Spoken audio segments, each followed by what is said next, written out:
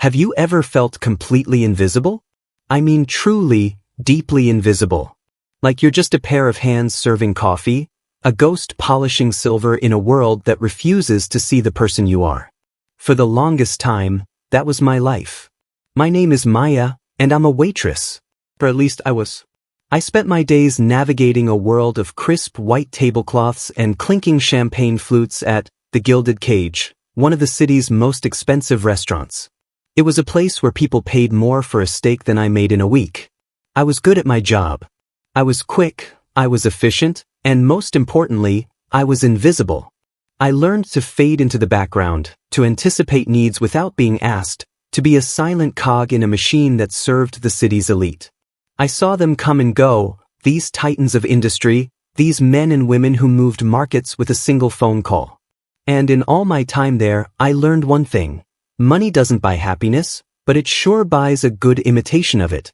Among all the regulars, there was one who was in a league of his own. Alistair Finch. The man was less of a person and more of a legend, a myth whispered about on Wall Street. He was a billionaire, the kind who didn't just own buildings but entire city blocks. He was sharp, with eyes that seemed to calculate your net worth the moment he looked at you. He was always dressed in a suit that probably cost more than my car, and he never, ever smiled. When Mr. Finch came in, a hush would fall over the staff. Every order had to be perfect, every glass polished to a mirror shine. He was our most demanding customer, and also our most feared. He wasn't cruel, not in a loud, obvious way. He was worse. He was dismissive. He looked right through you, as if you were just another piece of furniture. To him, I was just the waitress, a faceless utility. And for a long time, I was okay with that. It was my job.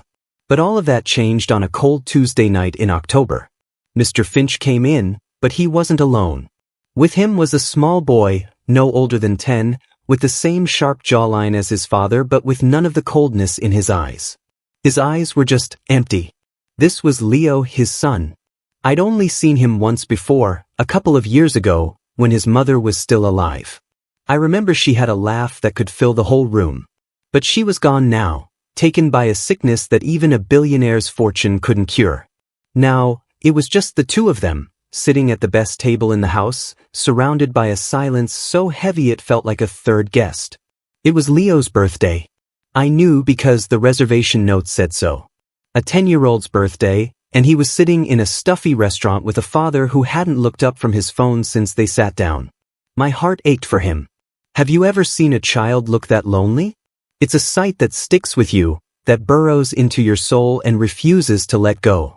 I served them their meal in my usual invisible way. Mr. Finch ordered for both of them without even asking his son what he wanted. A small, perfectly cooked filet mignon for the boy, a salad for himself. Leo just picked at his food, his gaze fixed on the window, watching the city lights blur into streaks of cold, distant color. I kept my distance, refilling their water, clearing their plates, all without a word.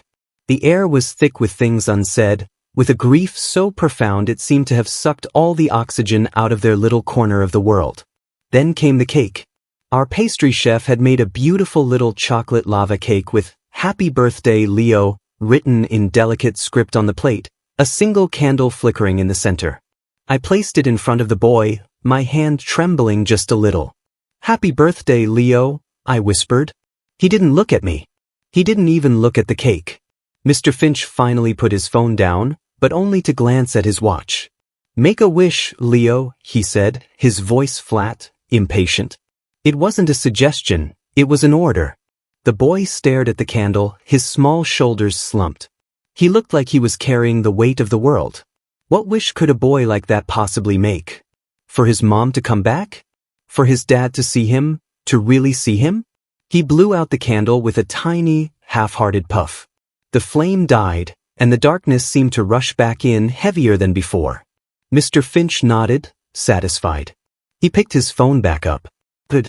We can go in 10 minutes. He hadn't even sung happy birthday.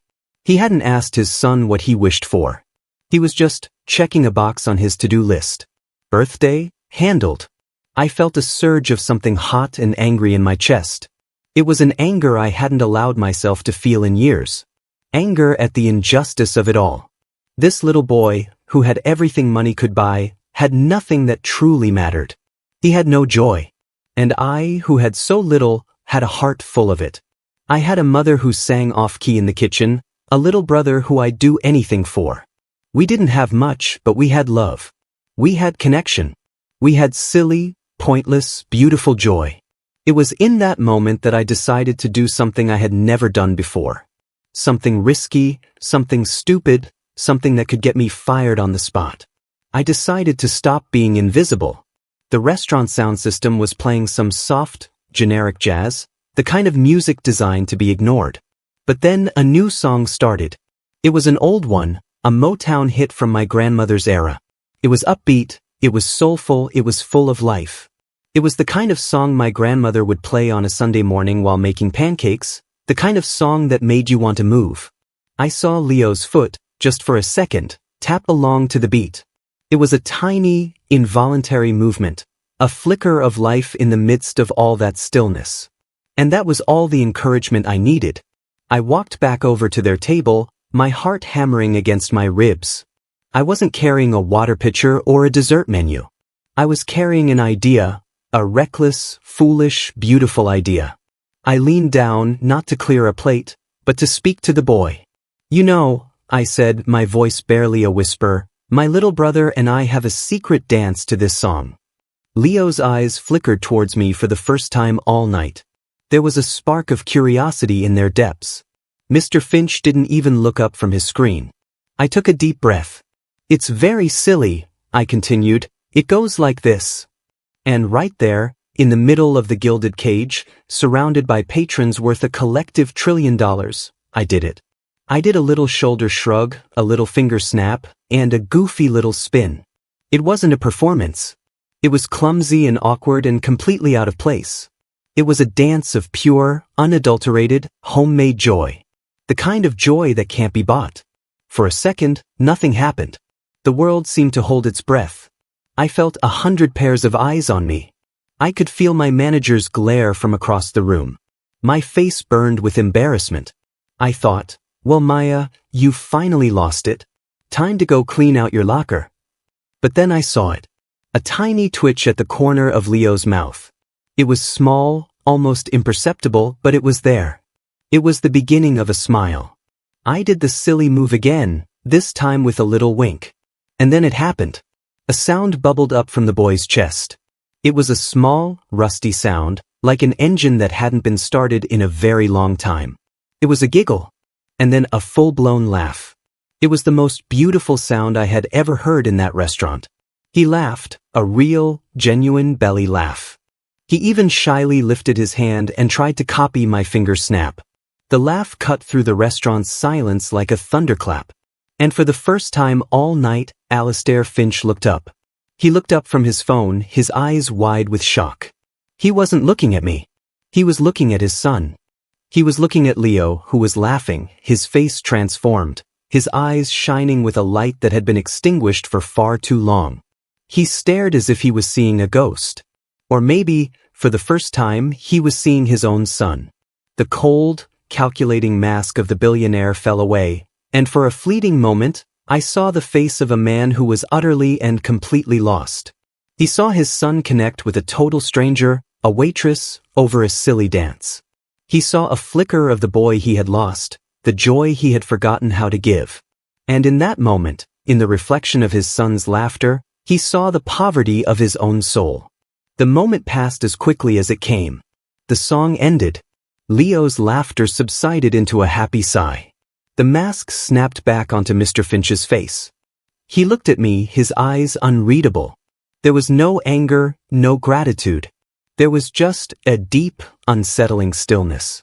He signaled for the check with a curt nod. I brought it over, my hands still shaking. I expected him to say something, to reprimand me, to tell me I was fired. But he said nothing. He simply signed the bill, stood up, and placed a hand on his son's shoulder. "Let's go, Leo," he said, his voice quiet. Leo looked at me as they left, and he gave me a small, secret smile. A smile that said, "Thank you." I watched them walk out the door, the billionaire and his suddenly not-so-sad son, and I thought that was the end of it. I had broken the rules, I had made a scene, but I had made a little boy laugh. It was worth it, even if it cost me my job. I braced myself for my manager's wrath, but strangely, it never came. The night ended and I went home, my mind replaying that little dance, that little laugh, over and over again. I had no idea that it wasn't the end. It was just the beginning. The dance hadn't just changed a boy's birthday, it was about to change everything. The next day, I went to work expecting the worst.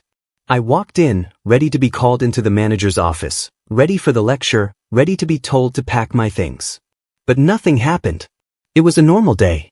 The staff was buzzing about what had happened, of course.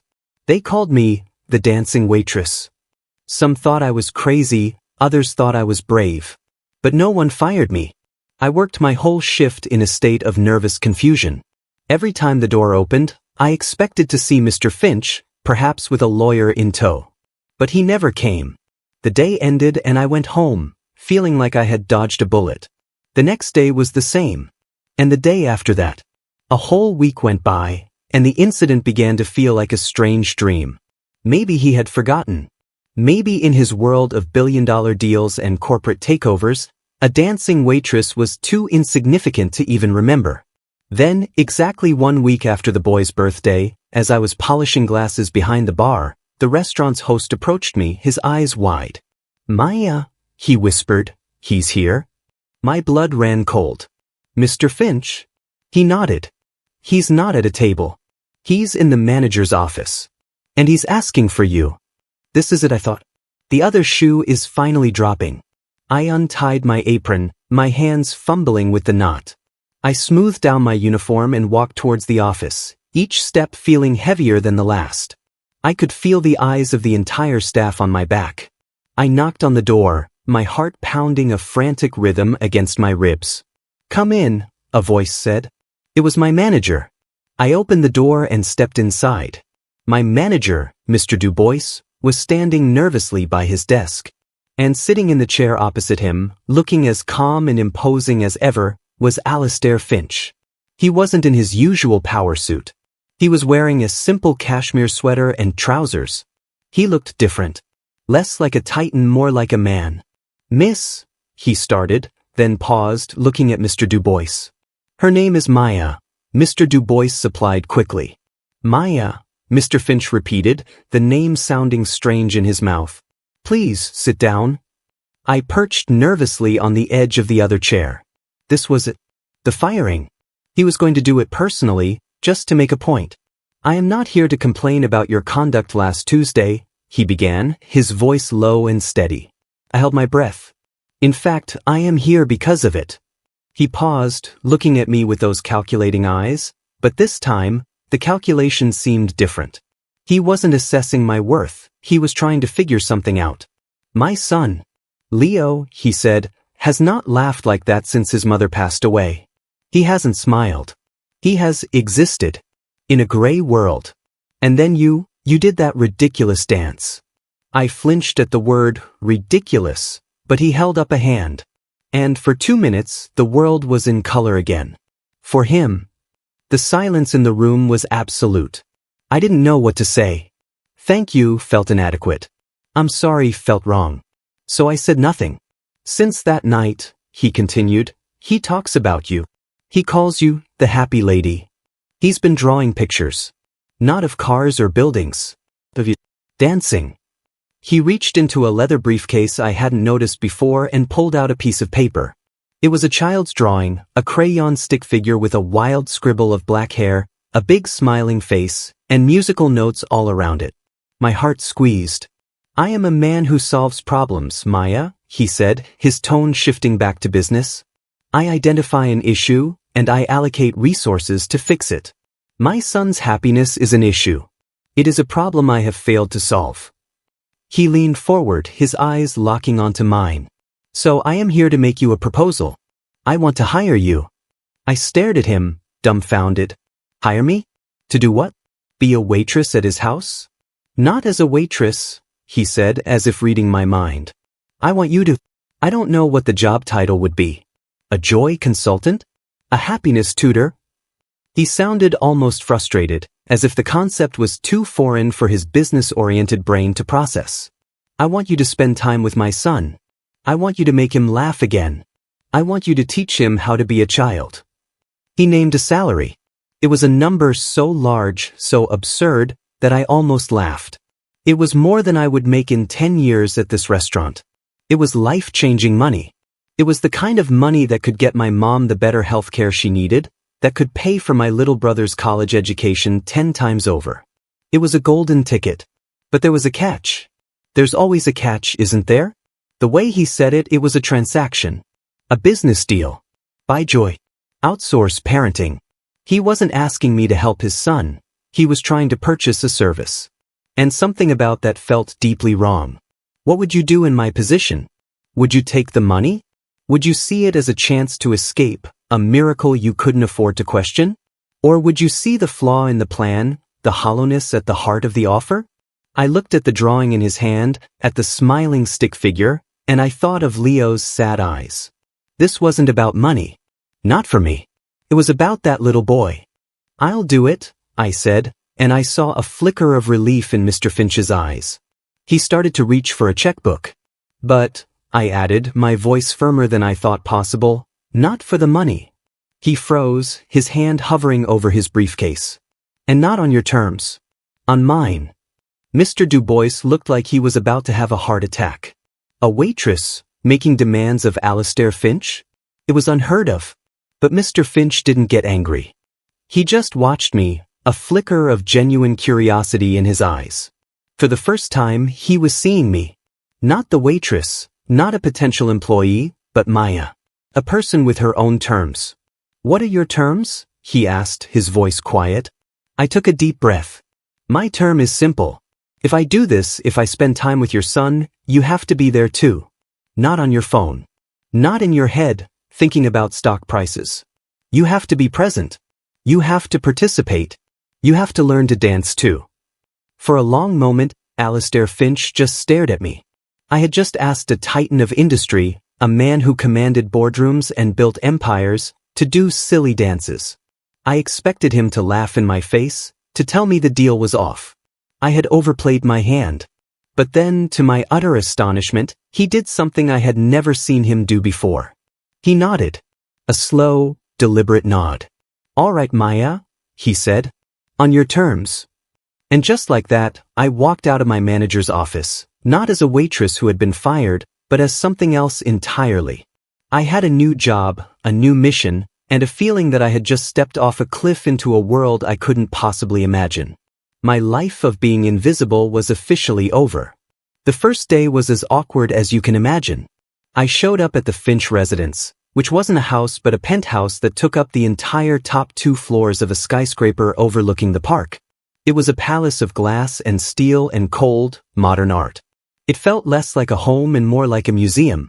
Leo was there, looking small and lost in the vast, empty living room. His father stood by the window, already on his phone, a Bluetooth earpiece blinking in his ear. So much for my one condition. I cleared my throat. Mr. Finch? He turned, a flicker of annoyance on his face before he remembered. Maya. Leo is here. You can begin. He gestured vaguely around the room, as if I was supposed to just turn on a joy switch. I ignored him and walked over to Leo, crouching down to his level. Hey, Leo. Remember me? He nodded shyly, clutching a toy car. The happy lady, he whispered. I smiled. That's me. So, what do you want to do today? He shrugged. I don't know. Dad is usually working. I glanced over at his father, who was now pacing back and forth, whispering numbers into his earpiece. This wasn't going to work. Okay, new plan, I said, standing up. I walked over to Mr. Finch and, my heart pounding, I gently took the phone from his hand and ended the call. He stared at me, his mouth agape. I don't think anyone had ever done that to him in his entire life. Your first lesson, Mr. Finch, I said, trying to keep my voice steady. When you're with your son, you are only with your son. The world can wait. He looked like he wanted to argue, to unleash the fury of a man whose time was measured in millions of dollars per minute. But then he looked at Leo, who was watching us with wide, curious eyes. And he deflated. He took off the earpiece and put it in his pocket. "Fine," he grumbled. "What now?" "Now," I said with a grin, "we build the greatest pillow fort in the history of mankind." Leo's eyes lit up. Mr. Finch just looked confused. "Pillow fort?" "Yes. Pillows. Blankets. A fortress of coziness and imagination. Come on." I started grabbing expensive-looking silk cushions from the minimalist sofa. For a moment, Mr. Finch just stood there, completely out of his element. A billionaire in his palace, being told to play with pillows by a waitress. But Leo, seeing his chance, grabbed a cushion and ran with it, giggling. And slowly, hesitantly, Alistair Finch, the master of the universe, crouched down and helped his son build a fort. It was a clumsy start. He didn't know how to play. He tried to organize the pillow placement for maximum structural integrity. I had to show him that the point wasn't to build a perfect fort, but to have fun building it. We spent the next hour crawling through tunnels made of blankets, telling silly stories inside our cushion castle. And for the first time, I saw Alistair Finch really look at his son, listening to his stories, answering his questions. He was still stiff, still awkward, but he was trying. He was present. Later that week, I took them out of the penthouse. Not to a fancy museum or an expensive toy store. I took them to the park. The public park, where regular people go. Mr. Finch looked around as if he'd landed on another planet. We didn't do anything special. We fed the ducks stale bread I'd brought from home. We lay on the grass and looked for shapes in the clouds. I taught Leo how to skip stones on the pond. His father watched, a strange expression on his face. He saw his son, covered in a little bit of mud, laughing as a duck chased him, and he looked envious. As if he was realizing how much of this he had missed, how many of these small, perfect moments had slipped through his fingers while he was busy building his empire. "I don't understand," he said to me quietly as we sat on a bench, watching Leo on the swings. "I give him everything. The best schools, the best toys, vacations anywhere in the world. Why does this simple afternoon seem to make him happier than any of that?" "Because," I said gently, "you can't buy this. You can't schedule it or delegate it. It's not about what you give him, Mr. Finch. It's about what you share with him. He doesn't want your money. He just wants your time." The weeks turned into a month, and a strange routine formed. I would spend 3 afternoons a week with them. We cooked together in their huge, sterile kitchen, making a mess and burning cookies. We had dance parties in the living room to my grandmother's old Motown records. I even got Alistair to do the silly shoulder shrug, though he looked incredibly awkward doing it. He was slowly learning his son's language, the language of play, of silliness, of just being together. He started leaving work earlier on the days I came. He stopped taking calls. He started asking Leo about his day. The gray was slowly starting to fade from their world. But it wasn't easy. There were days when he would revert back to his old self, when the pressure of his world would creep back in. One afternoon, he came home in a foul mood after a deal had gone south. He was barking orders into his phone, his face a thundercloud. Leo, who had been excited to show him a new drawing, shrank back, the light in his eyes dimming. I saw the old pattern returning, the invisible wall going back up between them. I knew I had to do something. So when he finally hung up, I didn't say a word. I just put on that same song, the one from the restaurant. He looked at me, annoyed. "I'm not in the mood for this, Maya." "I know," I said. "But he is." I gestured to Leo, who was watching him with hopeful eyes. I started the silly dance. "Come on, Mr. Finch. You promised. You have to participate." He stood there for a long moment, the tension warring within him. The billionaire versus the father. And then, with a heavy sigh, he put his phone away and did the little shoulder shrug. It was stiff, it was reluctant, but he did it. Leo's face broke into a huge grin. And as they danced, just the two of them in that vast living room, I saw something in Alistair's eyes change. He wasn't just going through the motions anymore. He was connecting. He was remembering. He was healing. He was realizing that the most valuable deal he would ever close wasn't on Wall Street. It was right here, in his own home. He was learning that the future of his company was nothing compared to the future of his son. But the outside world, the world of business and rivals, doesn't just go away. And someone had started to notice the change in Alistair Finch. Someone who saw his newfound focus on his family not as a strength, but as a weakness to be exploited. And they were about to use me, the dancing waitress, to try and tear it all down. The call came from an old friend who worked as a photographer for a gossip magazine. "Maya, you need to be careful," she warned, her voice low. "Someone is shopping around a story about you.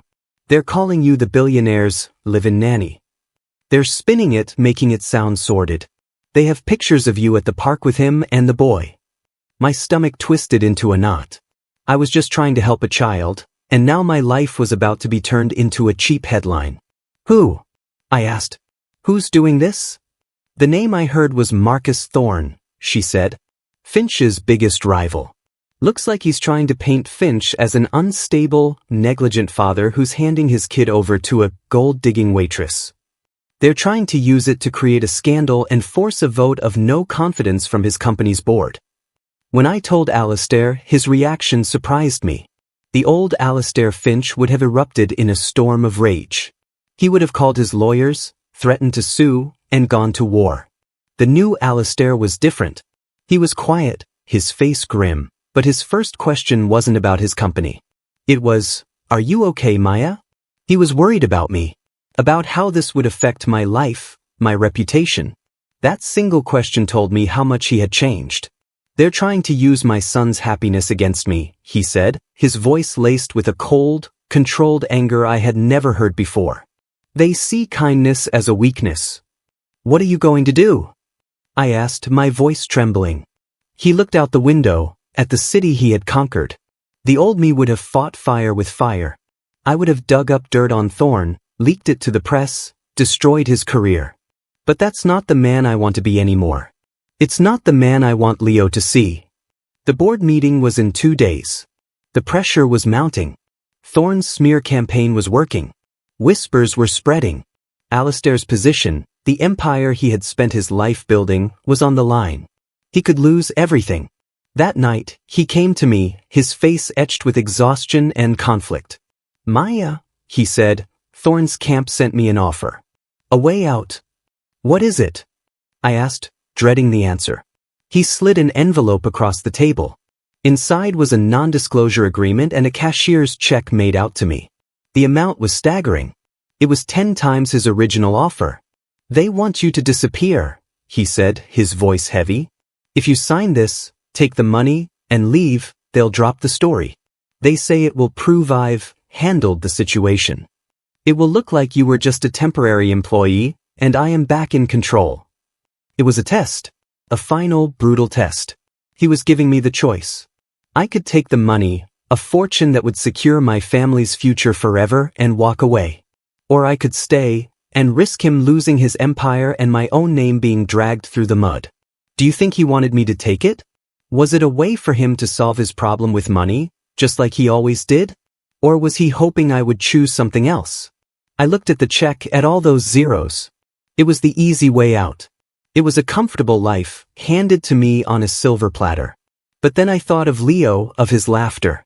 I thought of Alistair, of the flicker of warmth I had started to see in his eyes. I thought of our silly dances and our burnt cookies. That was real. The money was just paper. I pushed the envelope back across the table. "I'm not going anywhere, Alistair," I said, using his first name for the first time. "We're not going to let them win. Not like this." A slow smile spread across his face. It was the first time I had ever seen him truly smile. It transformed him. "I was hoping you'd say that," he said, "because I have a different plan. And I need your help." The day of the board meeting arrived. The air in the city felt charged with electricity. Alistair's company headquarters was a sleek glass tower that scraped the sky. As we rode up the private elevator, he was uncharacteristically silent. He was dressed in his sharpest suit, the armor of the old Alistair Finch. But his eyes were different. "Come on. Are you scared?" I asked. He looked at me. "Terrified," he admitted. "But not of losing my company. I'm scared of failing him." He glanced at a photo of Leo on his phone. I'm scared of becoming the man I was before. The boardroom was exactly what you'd expect.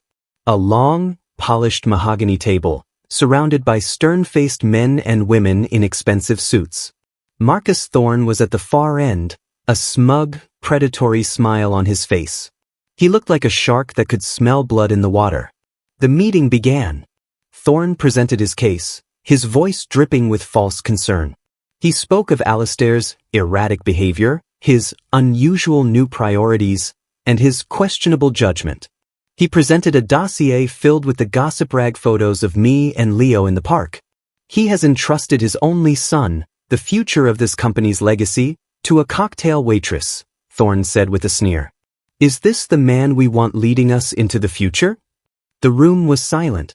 The board members looked at Alistair, their faces a mixture of doubt and concern. This was the moment. Alistair stood up, his presence commanding the room. He didn't look at Thorne. He looked at the board members, making eye contact with each one of them. Marcus Thorne is correct about one thing, Alistair began, his voice calm and powerful. My priorities have changed. A murmur went through the room. Thorne's smile widened. For the past year, since my wife passed, I have been running this company on autopilot. I have been present in this boardroom, but I have been absent as a father. I was building a legacy for a son I didn't even know. I was showing him the value of everything and the importance of nothing. He paused, letting the words sink in. And yes, it took a waitress to teach me that. A woman named Maya. He turned and looked at me standing by the door. She didn't teach me about business strategy or market fluctuations. She taught me something far more valuable. She taught me how to dance. She taught me how to build a pillow fort. She taught me how to see the world through my son's eyes. He clicked a button, and the large screen behind him, which was supposed to be showing quarterly projections, flickered to life. It wasn't a spreadsheet or a graph. It was a video. A video from the security camera in his living room from just the night before. It showed him and Leo building a ridiculously large pillow fort, laughing as it collapsed on top of them. It showed them having a dance-off to a Motown song. It was footage of pure, unscripted joy. This, Alistair said, his voice thick with emotion, is my new bottom line. This is my most valuable asset. The future of this company means nothing to me if the future of my own son is empty. He looked directly at Thorne. You think you can use my love for my son as a weapon against me? You are mistaken. It is not my weakness. It is my greatest strength. The boardroom was utterly silent. You could have heard a pin drop. Thorne's smug expression had vanished, replaced by disbelief. The board members weren't looking at spreadsheets anymore. They were watching a father connect with his son. They were seeing a man who had rediscovered his humanity. I am a better leader today than I was 2 months ago, Alistair said, his voice ringing with conviction. Because I am a better father. If that is not the kind of leadership you want for this company, then you can have my resignation. But my son, and the lessons Maya has taught me, are not for sale. He sat down. The silence stretched on, thick and heavy. Then, one of the oldest board members, a woman known for her tough, no-nonsense attitude, began to clap. A slow, steady applause. Then another joined in and another, until the entire room, except for a stunned Marcus Thorne, was giving Alistair Finch a standing ovation. 1 year later, the world looked very different. The Gilded Cage is still there, still serving overpriced steaks to the city's elite. But I don't work there anymore. I'm the executive director of the Leo Finch Foundation, a non-profit organization dedicated to bringing arts, music, and play to underprivileged children across the city. Alistair started it, pouring millions into it, but he gave me the reins. He said I knew more about joy than anyone he'd ever met. Alistair is still the CEO of his company, more successful than ever. But he's a different man. He leaves the office at 5 o'clock sharp every day. He never misses a parent-teacher conference or a soccer game. His office isn't just filled with awards and stock charts anymore. The walls are covered in Leo's crayon drawings. And Leo? He's a different boy. He's happy. He's thriving. He laughs easily and often. He's the captain of his soccer team and the lead in the school play. The gray world is a distant memory. The three of us are a strange little family. We still have dance parties in the living room. Alistair is still a terrible dancer, but he participates with enthusiasm. We build pillow forts and burn cookies. We are not defined by the penthouse or the money, but by the laughter that fills it. Sometimes I stand on the balcony of that penthouse, looking down at the city, and I think about the girl I used to be, the invisible waitress. It feels like a lifetime ago. It's funny, isn't it? How a single moment, a single choice to be brave, to be kind, can change the entire trajectory of a life. Not just one life, but three. That one simple, silly dance didn't just make a little boy laugh. It set in motion a chain of events that healed a family, redefined a legacy, and is now helping thousands of children find their own joy. It taught a billionaire that his greatest wealth wasn't in his bank account, but in his son's smile. And it taught me that you don't have to be a titan of industry to change the world. Sometimes, all you have to be is a person who is willing to see another person's pain and offer them a little bit of your own light. It taught me that the most powerful thing in the world isn't money or influence. It's connection. It's kindness. It's love. So I want to ask you something. What's the simple dance in your life? What is that small act of kindness you could do today that might just ripple out and change everything? Let me know your thoughts in the comments below. And if this story reminded you that there is still so much good in the world, make sure you subscribe, because we all need more stories that prove it. You never know.